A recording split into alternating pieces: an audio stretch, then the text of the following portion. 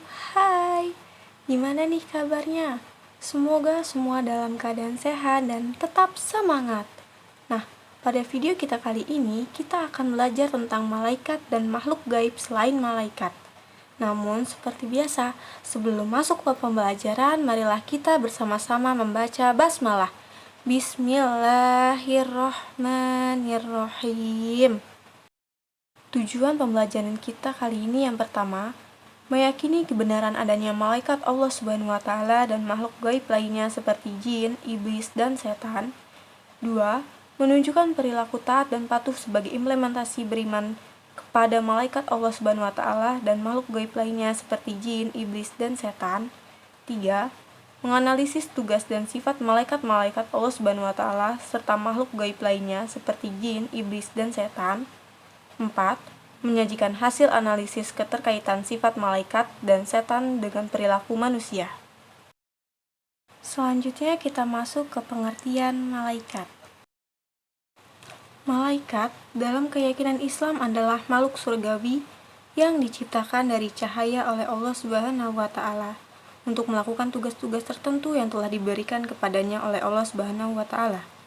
Beriman kepada malaikat adalah percaya dengan sepenuh hati bahwa malaikat-malaikat Allah Subhanahu wa Ta'ala benar adanya. Dalam hal ini, Rasulullah Shallallahu alaihi wasallam bersabda, Umar bin Khattab radhiyallahu anhu berkata, Rasulullah Shallallahu alaihi wasallam bersabda, hendaklah engkau beriman kepada Allah, kepada malaikat-malaikatnya, kitab-kitabnya, rasul-rasulnya, dan hari kiamat, dan hendaknya engkau beriman kepada takdir yang baik dan yang buruk. Hadis riwayat Ahmad. Berikutnya, malaikat adalah makhluk Allah yang taat, tidak pernah durhaka dan maksiat. Dalam hal ini Allah Subhanahu wa Ta'ala berfirman dalam Quran surat Al-Anabiyat ayat 26-27 yang artinya, dan mereka berkata, Tuhan yang Maha Pengasih telah menjadikan malaikat sebagai anak. Maha suci Dia. Sebenarnya mereka, para malaikat itu adalah hamba-hamba yang dimuliakan. Mereka tidak berbicara mendahulinya, dan mereka mengerjakan perintah-perintahnya. Selanjutnya, pengertian jin. Jin adalah makhluk gaib ciptaan Allah Subhanahu wa Ta'ala yang diciptakan dari nyala api. Setiap orang beriman wajib mempercayai adanya jin. Jin terbagi menjadi dua macam. Yang pertama jin Islam dan yang kedua jin kafir. Jin Islam adalah jin yang taat kepada Allah Subhanahu wa Ta'ala, sedangkan jin kafir adalah jin yang tidak taat kepada Allah Subhanahu wa Ta'ala. Allah Subhanahu wa Ta'ala berfirman dalam Quran surat Al-Hijr ayat 27 yang artinya, dan kami telah menciptakan jin sebelum Adam dari api yang sangat panas. Berikutnya pengertian iblis dan setan. Iblis adalah roh jahat dalam kepercayaan Islam, menghasut manusia untuk berbuat dosa dengan berbisik ke dalam hati. Sedangkan setan adalah sifat buruk menggoda manusia agar terjerumus ke dalam maksiat dan dosa. Iblis dan setan adalah musuh yang nyata bagi manusia.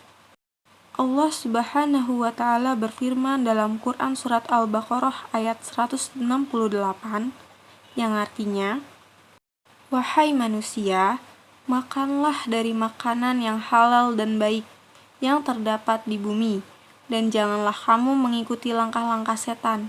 Sungguh, setan itu musuh yang nyata bagimu. Berikutnya, sifat-sifat malaikat, jin, iblis, dan setan. Yang pertama ada malaikat.